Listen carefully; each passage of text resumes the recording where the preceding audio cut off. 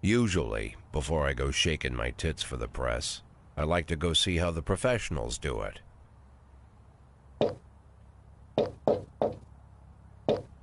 Some might say the chief of police has no business in an institution like this, but in fact it's the quietest and safest place in town.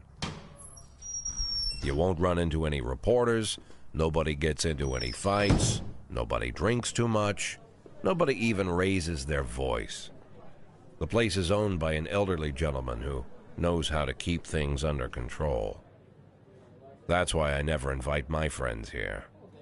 I wanted to make an exception for my 60th birthday, but most of my colleagues are young enough to be my sons, and they'd rather just hire prostitutes. Why stare at some boobs when you can take the whole package for yourself? But there's none of that in our club. Even looking too long is considered indecent. You can get an occasional glimpse, like by accident. The rest of the time you just pretend that you're immersed in conversation, or just come by for a drink. Doesn't mean these gentlemen wouldn't want their bald heads smothered in tits. It's just that nobody says it out loud. My younger colleagues might call it hypocrisy, but I call it the good old-fashioned manners. Good manners and leave the rest unsaid. She agrees to unbutton her blouse, and we agree not to pay too much attention. The girls are on a quiet prowl, too. They're looking for a way out of their cramped rooms. Maybe make friends with some wealthy patron with a pacemaker and dentures. Everybody wants something. But we have to control ourselves, or we'll all turn into libertines and prostitutes. Hell, if there weren't any rules, I'd be belching and farting, jumping up on the table, arms held high, yelling, "Shake it, baby!"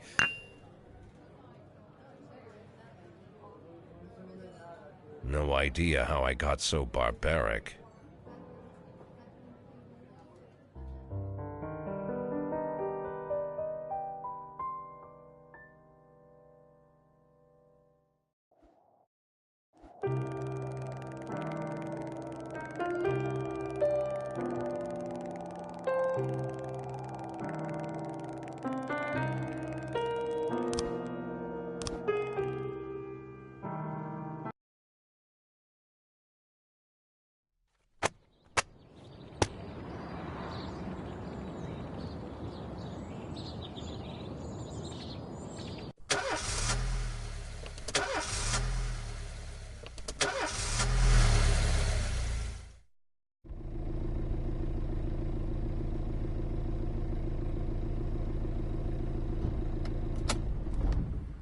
When I was a kid, my father sometimes told me at bedtime that if I closed my eyes and didn't open them for a long time, all the demons would blow away. Yesterday I turned 60, but I still take his advice. Not because I'm sentimental or want to keep the memory of my father alive. I just can't think of a better solution. To get away from all the demons that haunt Freeburg, I'd need to wear a blindfold 24/7. Plus, it's a good idea to act blind when talking to reporters. At least that's what my colleagues say. They're afraid of press conferences. But for me, it's more like a confessional. No matter what lies you tell, you're privately thinking the honest answers. It helps me remember who I am.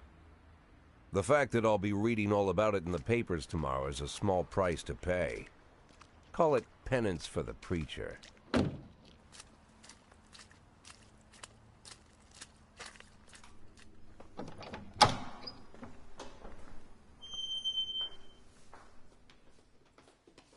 This is the first time I'm afraid of those answers my mind has given me. Not because I'm mad I'm losing my job. Though it's true, I'm mad as hell. Not because I subconsciously blame everyone else. Though I damn sure do blame them. And don't even ask me what my next move is. I can't imagine. But even that doesn't scare me. The worst thing is, I know I'm gonna have to do something. And I'll be damned if I know how far I'll go. I may have a lot of vices, but predictability isn't one of them.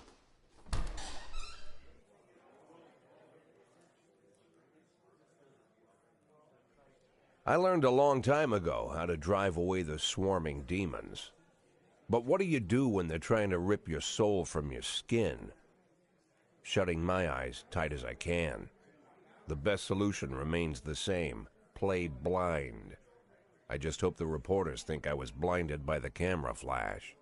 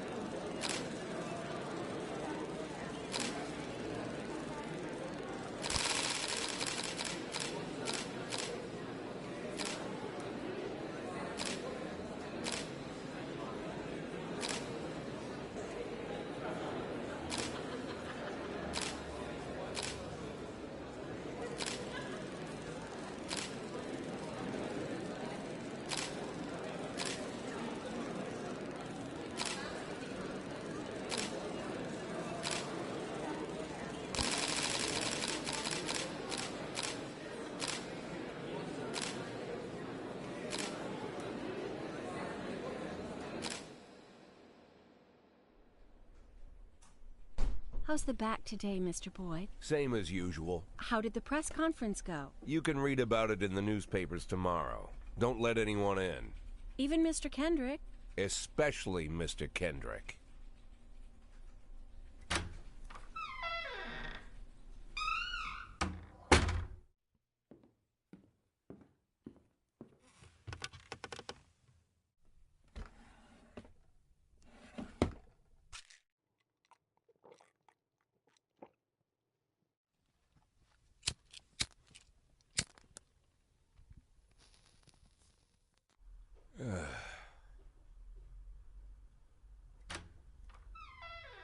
As soon as I heard the door creak, I knew what face I'd see.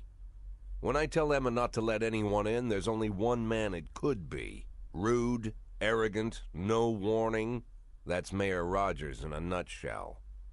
White summer shoes, white socks, white shorts, white polo shirt, and the white smile of a hungry shark. Mayor Rogers enters every room like he owns the place. Even the floorboards under his feet sound like they're creaking an apology. He never shied away from the odd corruption scheme. It's like the devil walks behind him. In the movies, the villains controlling the city play golf with the judges. Rogers plays tennis with them instead. That's about the only difference. Jack, I was hoping to catch you after the press conference. You ran away so quick. There's no smoking at City Hall. No reason for me to hang around. Well, this morning I signed a ban on smoking in all public buildings. Soon you won't be able to smoke here either. Soon enough I won't be here at all. That's what I wanted to talk to you about. The people of this city like you, Jack. The police chief of all people. Don't betray that, Jack. Don't get wrapped up in any schemes. Sit nice and quiet for the next 180 days, and you'll be remembered as a hero. That's the only thing that you still have left. Be the hero. Then how am I supposed to scrape together a retirement fund? You had a million chances to secure a luxury pension, one that even I would have envied, although I've never set aside any money for myself. I'm not planning to retire anytime soon.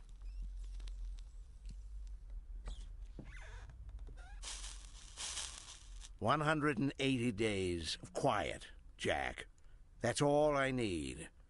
I don't have any problems with you, and you won't have any problems with me. I have a new assistant, Troy Starr. If you have something to tell me, call him.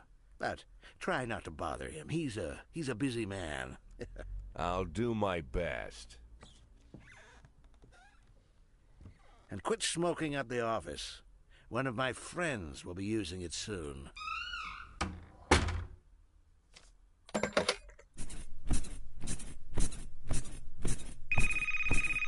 Oh, I'm sorry, babe.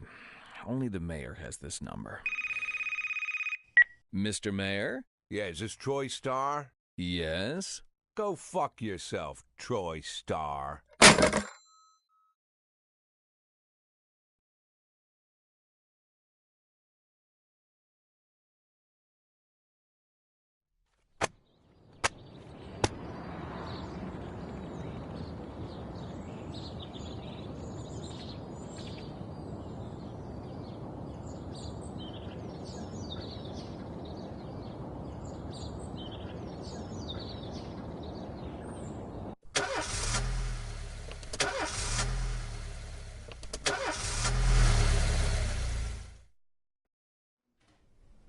Cops don't use the police station cafeteria anymore.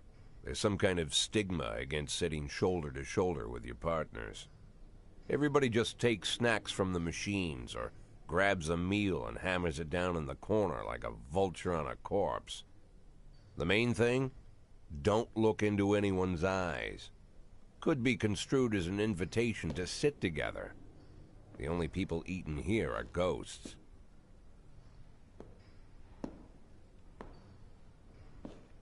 My deputy, Francis Kendrick. He recently became one of those ghosts. The subject of one of the most devastating corruption scandals in the history of Freeburg. No evidence to support the accusations, but everyone knows Kendrick's days are numbered. I need that file I asked for. Needs to be ready tonight. Francis didn't say anything, but I understood. Ghosts aren't supposed to talk. Besides, I got a feeling he was already finished.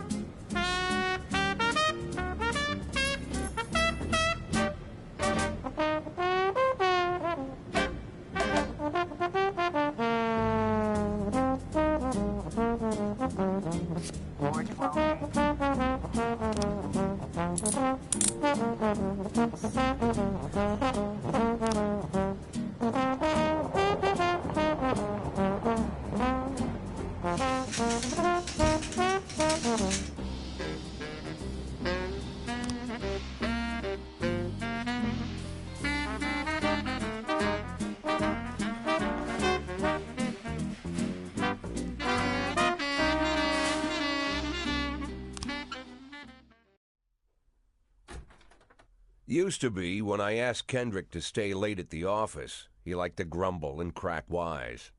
Nowadays, he doesn't have the strength for it. Slumped shoulders, blank stare, wrinkled skin. The past few weeks, I don't hardly recognize my old friend. In his younger years, he reminded me of a gallant royal officer in an old Kipling story. Kendrick isn't just crumbling under the weight of the public pressure, but from the shame of it all. Internal Affairs raided the library he inherited from his grandfather, hoping they'd find buckets of cash stashed in the pages. Heard about the look on his face, the fearless policeman standing helpless in horror. I've known Francis for 30 years. The past 20 years he's played loose with the law. And I know that at a certain point every stolen dollar brings more misery than anything else. Probably sounds crazy, but I sympathize with the guy. What can I do? Your friends are your friends, and these are the waters we swim in. Called all of the people on that list today. Now they know you're in business, so you could get a call from any of them. You don't need to worry about any of them. I've cleared them all. And what kind of business are we talking here? It's nothing too serious, just like you asked. Should be just a few small favors. Payments will vary depending on the situation and who you're dealing with. How much are you looking to earn? $500,000. $500,000? Why not a whole million? Because everybody wants to take $1 million. Figured I'd try something different. $500,000 in 180 days? Well, you could earn it all above board if you netted all the big fish and hit all your bonuses. Never knew you for a fisherman. Well, you never got into my business, and I'm not trying to get into yours. But be careful about bringing in any other cops. Sooner or later, they'll put the finger on you. And one more thing, Jack. I remember what you said, but I should probably add one more name to that list. Christopher Sand. Sand. Christopher G. Sand. Everyone knows the name, but few could tell you who he is. The old man stays away from the spotlight. Always wears old-fashioned jeans and knitted sweaters. Gives to charity. Rarely attends social events. An avid hunter, I hear. Even dabbles in poetry. You'd never guess he's the head of the oldest and most powerful gang in the city. Goes back as far as his great-grandfather. And Sand is strict about following the old rules. He rarely involves himself in commonplace murders and robberies. Hardly needs to intimidate anyone to get his point across. The people who work for him each have their sphere. They provide protection where needed, even work with the authorities when they want to make a deal. Meanwhile, Sand pulls the strings without getting his hands dirty. People sometimes mistake his quiet approach. A couple years ago, an arms dealer decided to expand its business without asking permission, and his whole family paid the price. In 4 weeks, Sand killed 31 people. Old men, women, even a few teenagers. And Sand's people made sure every paper reported it. Frank, I don't want to hear you say that name again. Jack, please, listen to me. I'm in with these guys. We agreed, Frank. That's not the kind of business I'm into. I don't go there. Never have, never will.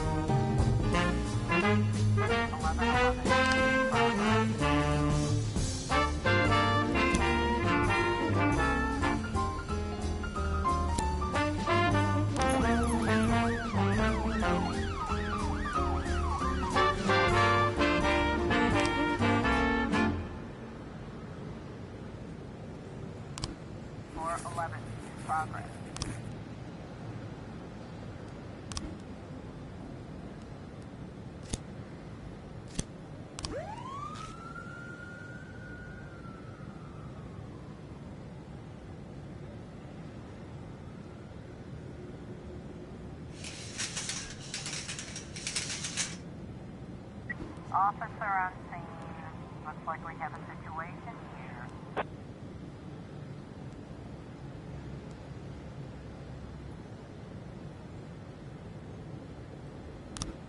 1111.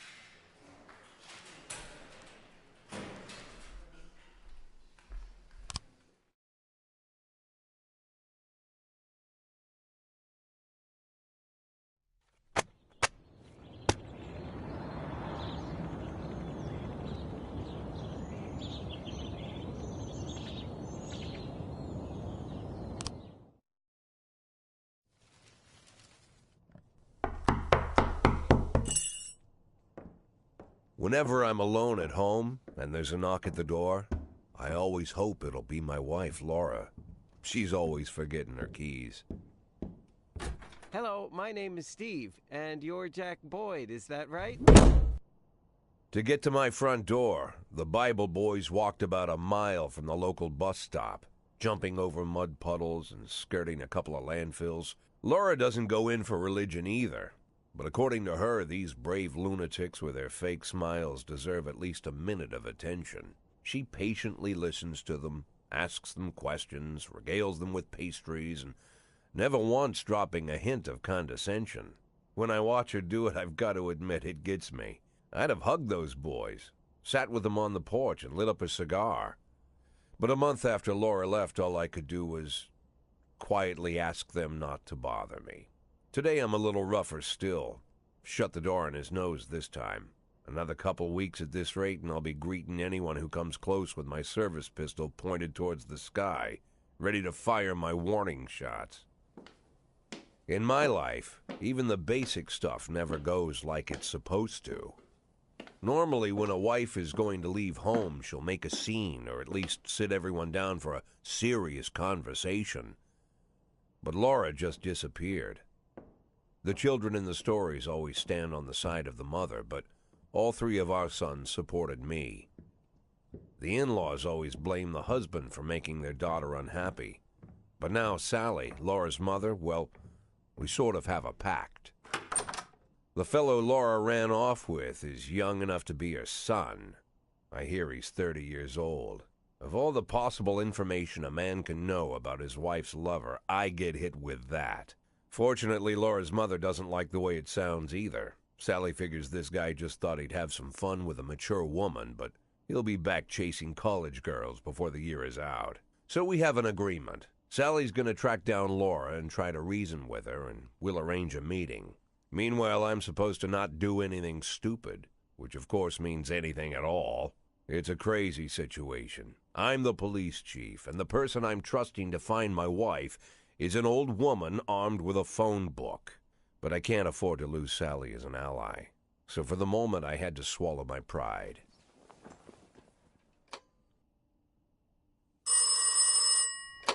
Hello. Mrs. Markham, this is Boyd. Oh, is there any news? That's what I wanted to ask you. Have you found anything? An address, phone number? Have you spoken to her? Don't worry, Jack. I've narrowed the range to 2 suspects, or whatever you like to say at your police building. At my police building, we find people faster than a funny old woman chirping on the phone with my wife's girlfriends. Oh, you're an old man, Jack. Come to your senses. They'd give us straight odds on the street. But I've got more energy, Jack. Maybe you think I'm a foolish old woman, but I go to my book club, argue with the girls about Byron, and it gives me energy. I talk to my dogs, and it gives me energy. And you have nothing, Jack. You don't even have a hobby. You got no passion. It's why Laura left you. Let's not go back into that, Sally. Find my wife, and we can discuss my hobbies later. I'm waiting for your call, and my patience is running thin. Laura, if you've stopped loving me, I'll let you go. I can't expect the impossible from you. Just don't let me die out here, okay?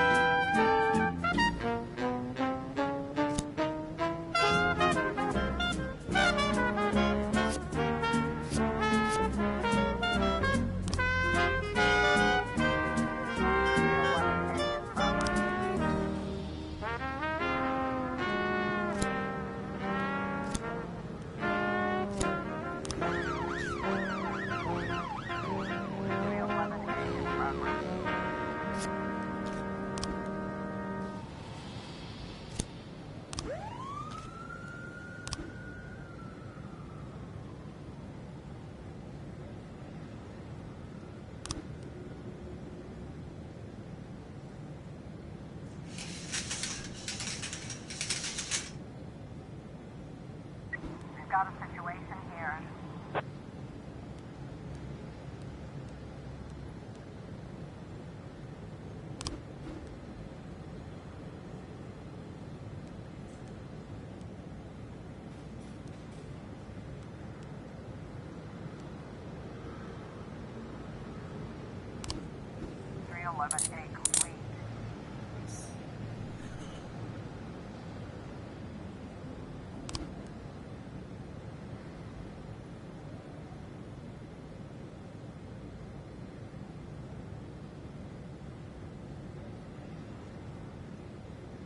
A complete. A complete.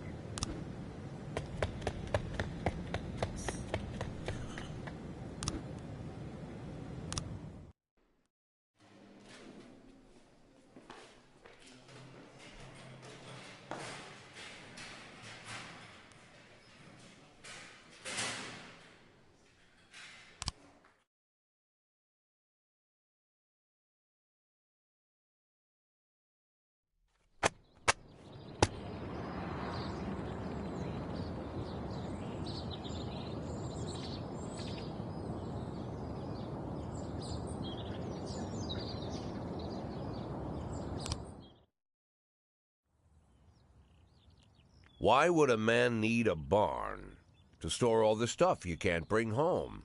About 30 years ago, back when I was young and interested in farming, I carried all kinds of junk home. After a day in the field, I'd come home with buckets, shovels, dirty boots and clothes, and instantly transform the living room.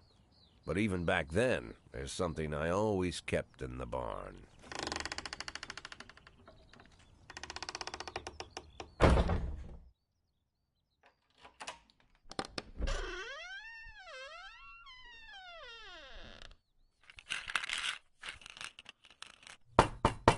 I stopped keeping my pills inside the house because every time I was about to take a triple, someone would knock on my bedroom door.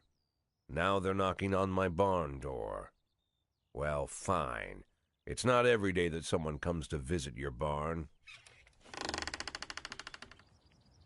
In all the years we worked together, Kendrick never came to visit the house. We drank at bars, went fishing, went to the mountains, even chased off some poachers one time. But he never came for dinner with the family. We never watched football over here. And now he's brought his friends to visit my barn. I always try to look unsurprised, like it's an everyday thing to get visitors at the old barn, especially guests with their own personal bodyguards. But Kendrick is sharp enough to see he's caught me with my pants on backwards. Sorry for the surprise, Jack. We saw you from the car. Figured we'd find you in here. I'm going in for a minute, fellas. These guys will wait outside.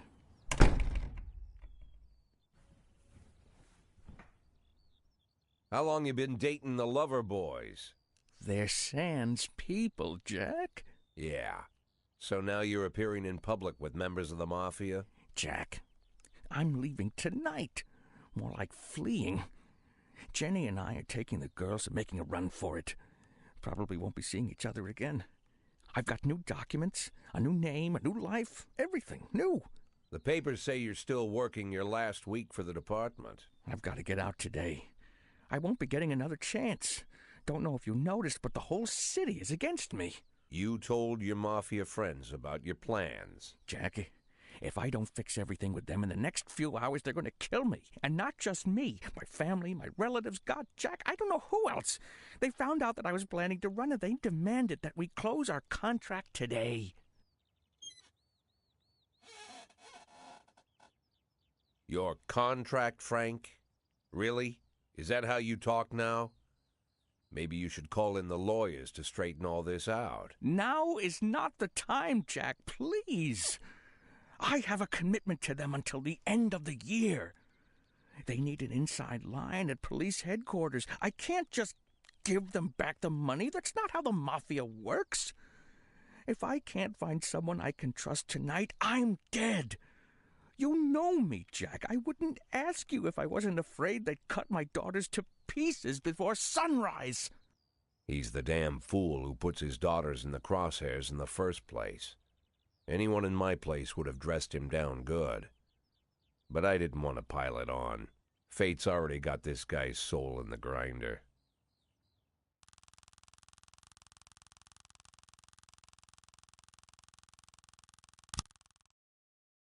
Give him my phone number and tell him it's done. Don't call me. Don't come to work today. I don't want to see or hear from you again. Time for you to go. Jack, Get the fuck out of my nice cozy barn, Frank.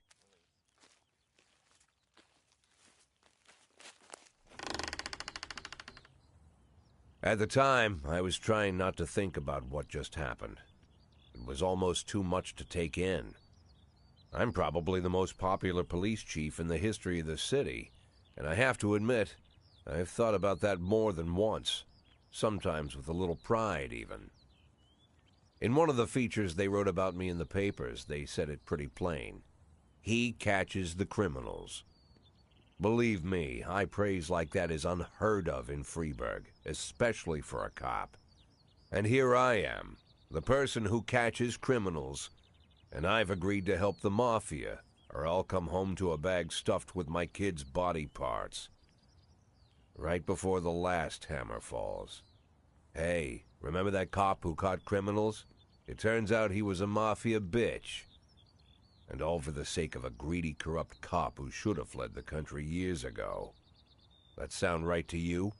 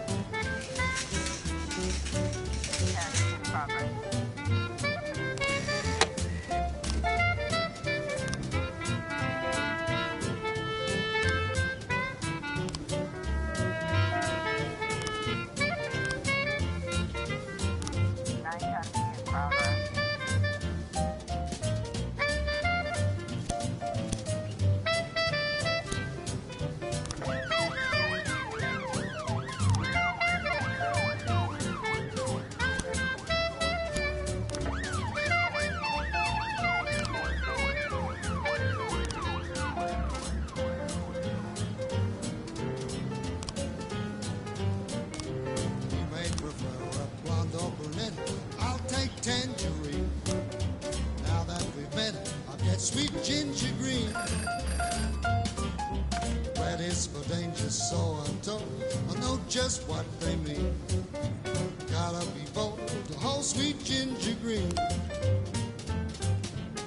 She's sweeter than Sue and Georgia Brown.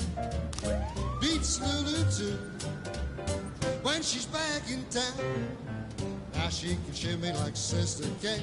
She's a dancing queen, fit for a king. Swing sweet ginger green.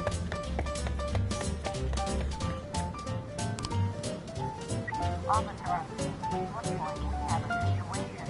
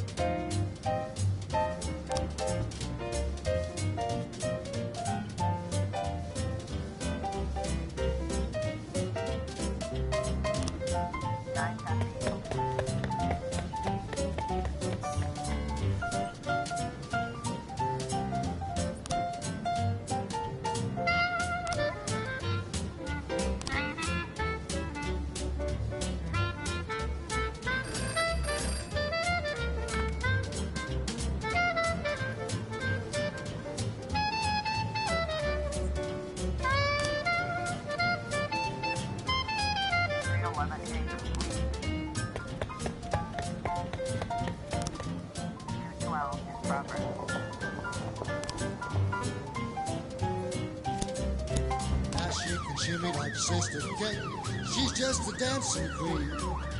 Fit for a king, swing sweet ginger green.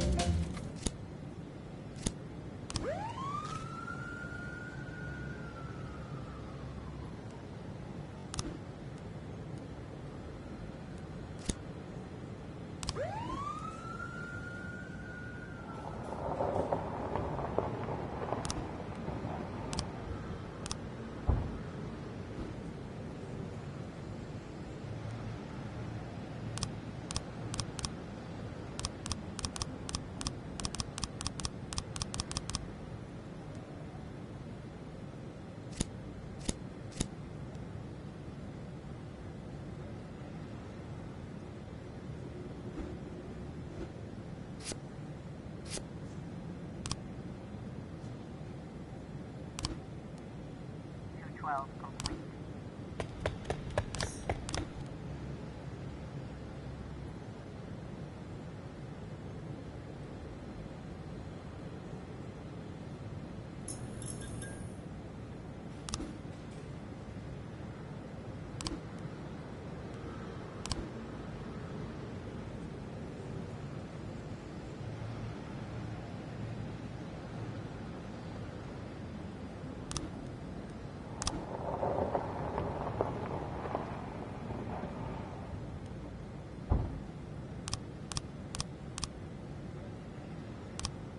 In progress.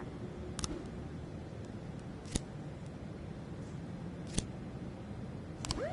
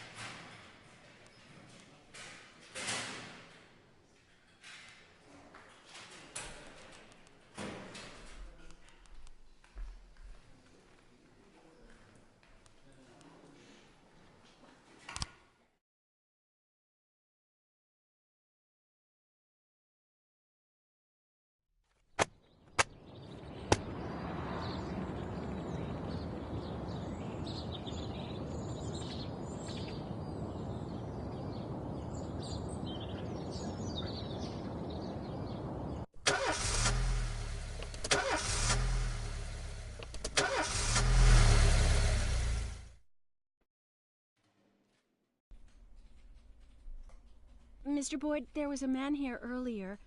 He left you this. A man? What man? Who let him on this floor? I don't know. I've never seen him before. I asked him his name, but he just ignored me. He was talking on a big telephone, you know, one of those portables. He gave me this envelope and left. Damn. Okay, let's see about this.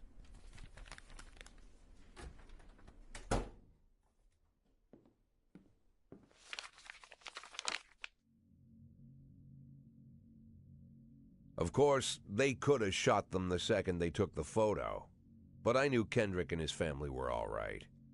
Either way, the message was not that they got out. It meant that I was in. My servitude to the Mafia had begun. I'd only been in my new position 5 seconds, and I already knew why Kendrick called it a contract. You sound doomed if you call it what it is. A curse. Boyd. Good morning, Jack. I believe you just received my message. Who am I speaking with? Oh, I'm sorry. I forget some people don't recognize my voice. But I assure you, Jack, if I was sitting right there in front of you, you'd have no trouble recognizing me. Like I was a member of your family. Even better than a wife, perhaps. A wife can betray you. No man is immune.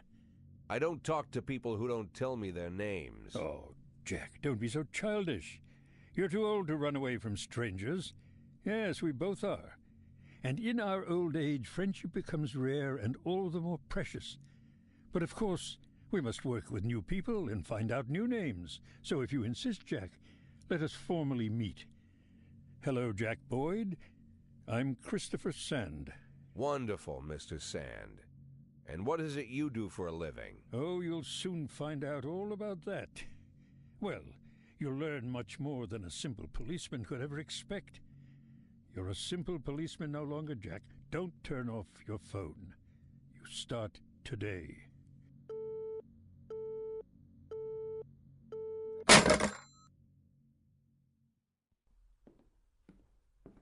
Eight in 10. It's been my go-to principle since my first day on the job. I've got to let my colleagues hush up what they need to, 2 out of 10 times, so that they'll help me with the remaining 8. 80 out of 100, 800 out of 1,000. I'm proud of those statistics. It's not so bad for Freeburg, right? But now I just officially became a mafia whore. I'm supposed to be fearing for my life, for the lives of my wife and children. But the only thing I can think, what's going to happen to 8 and 10?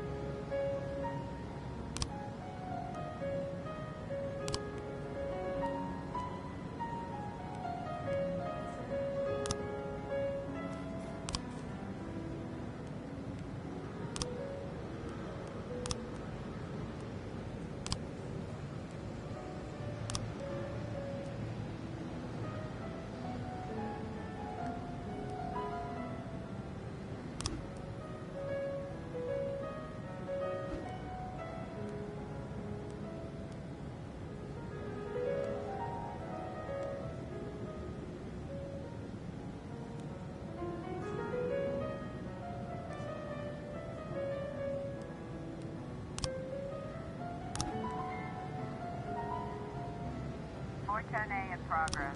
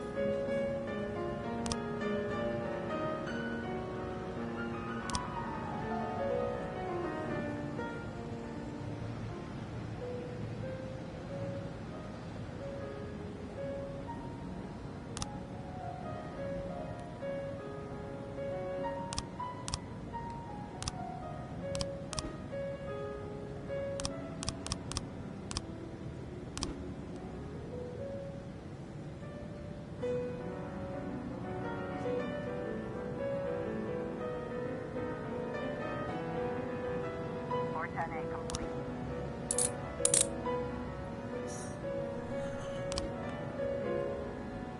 113B in progress.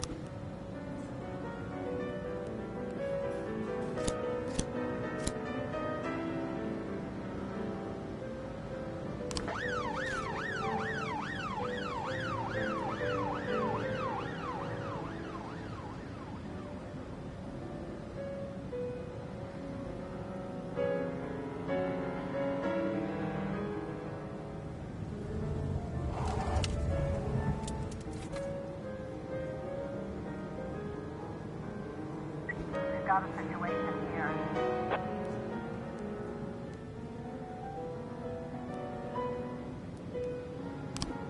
One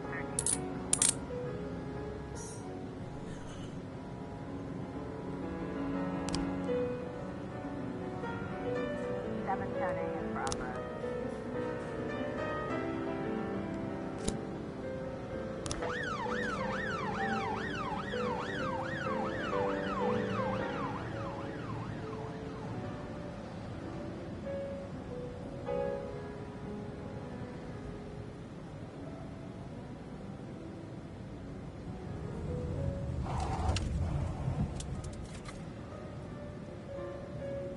Nine 710A complete.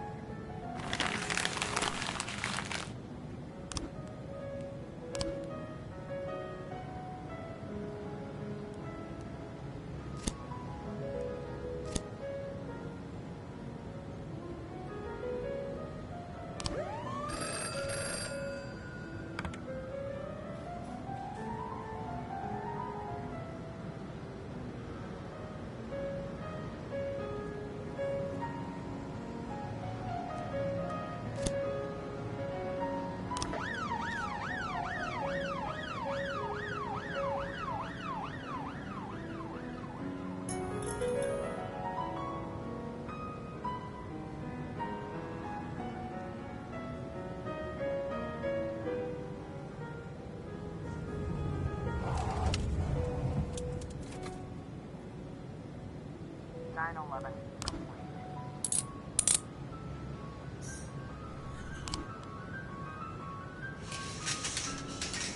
412 in progress.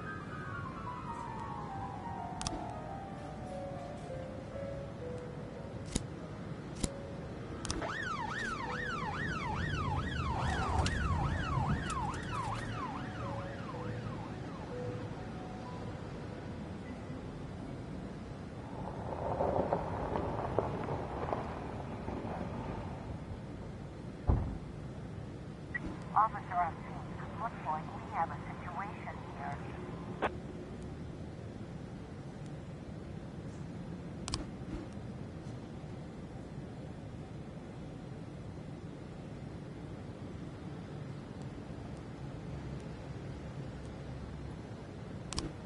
Four 12.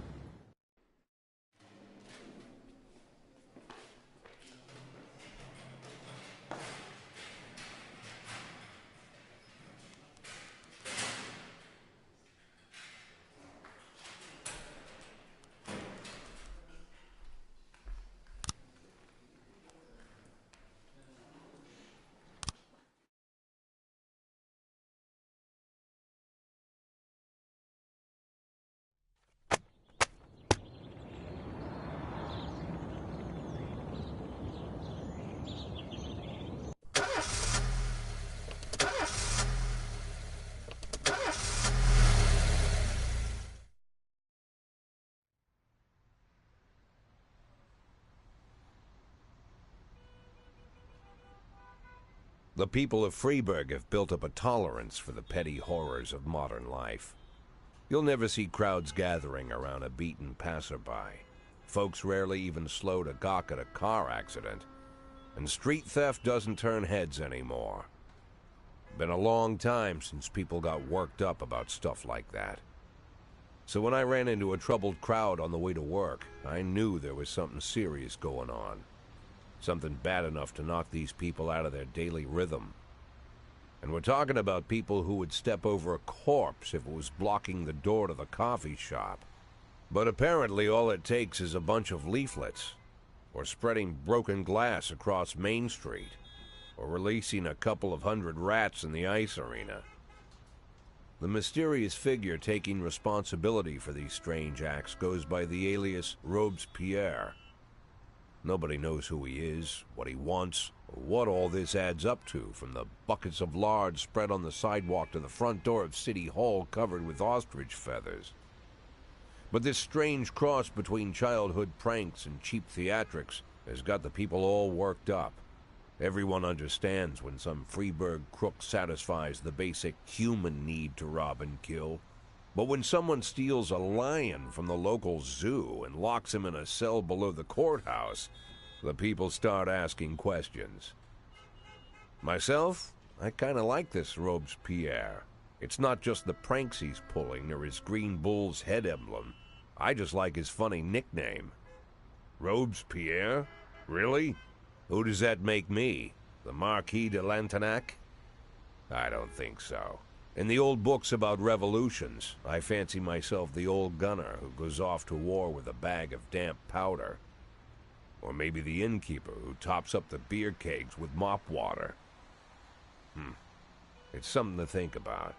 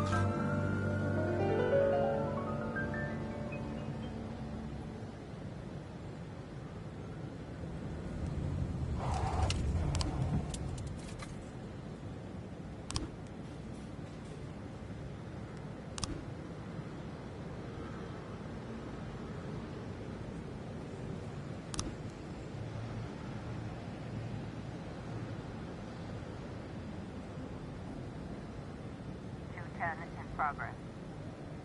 412A complete.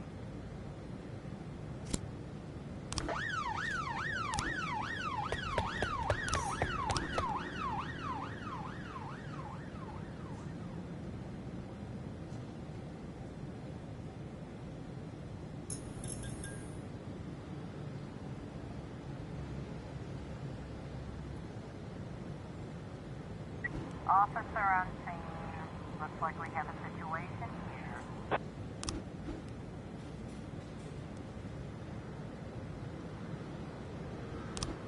Two-10, complete.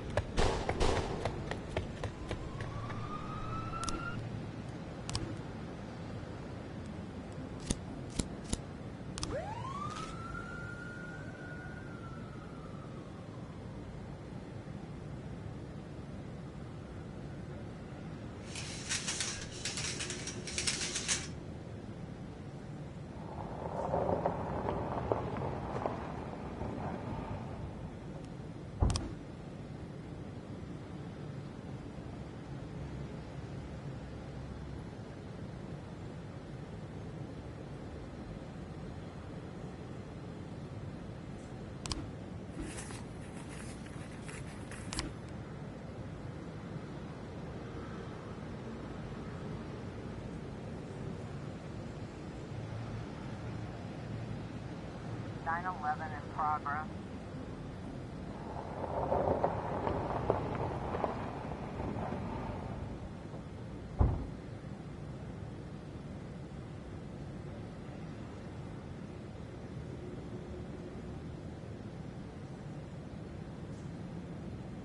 Nine 11 complete.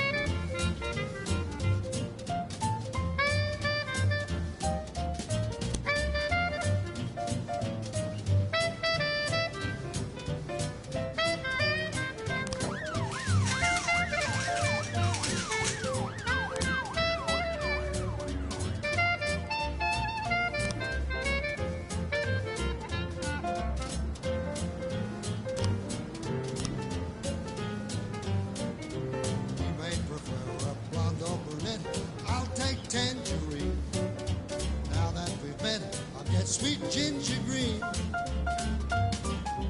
Red is for danger, so I'm told. I know just what they mean. Gotta be bold, the whole sweet ginger green. She's sweeter than Sue and Georgia Brown. Beats Lulu too when she's back in town. Now she can shimmy like Sister Kate. She's a dancing queen, fit for a king. Swing sweet ginger green.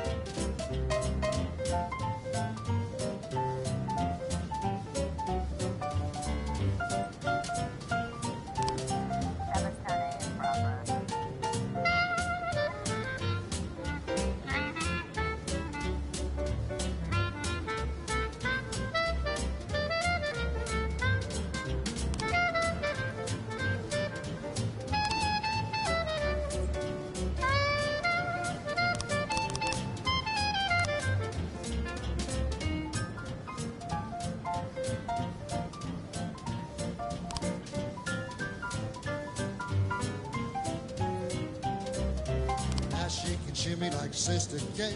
She's just a dancing queen, fit for a king.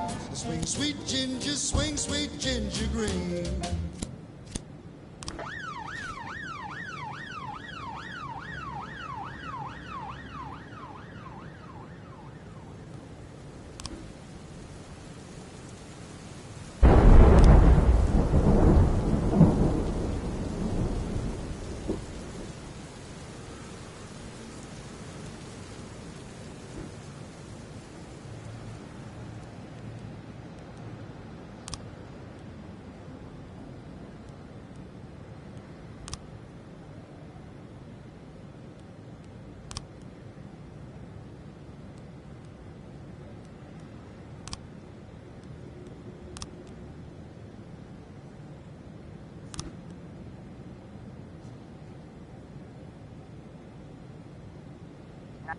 Seven ten eight.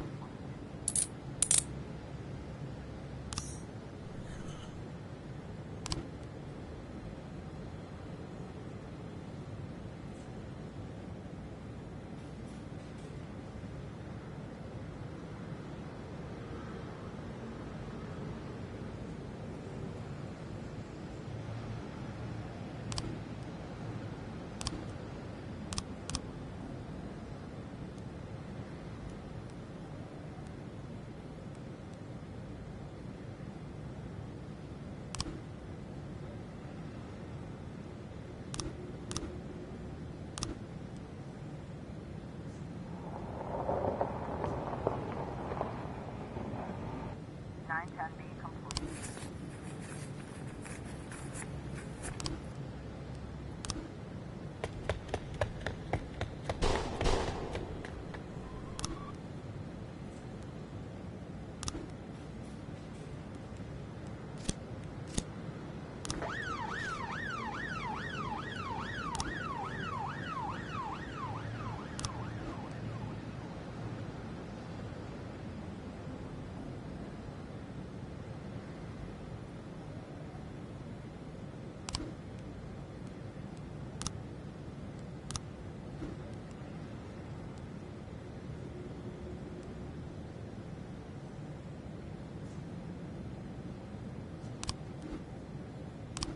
Twelve ten in progress.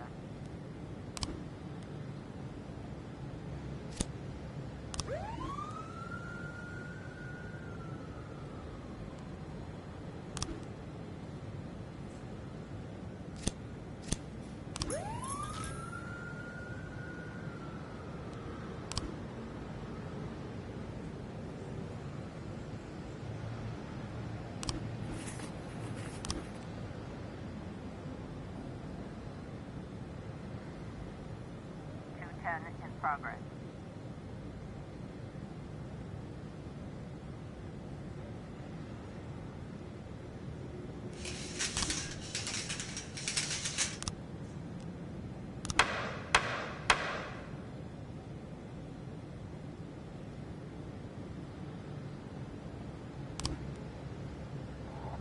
Officer on scene.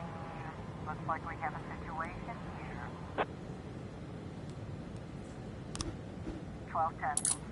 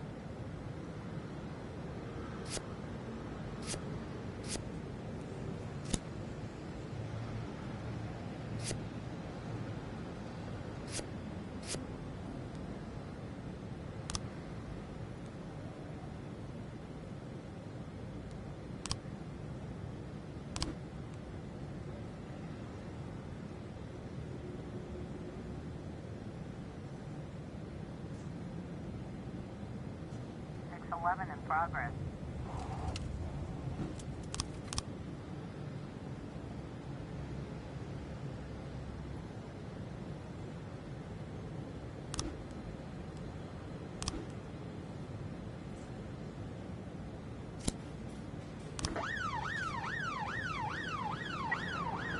Trying to raise 10-1, Sergeant Hotspot.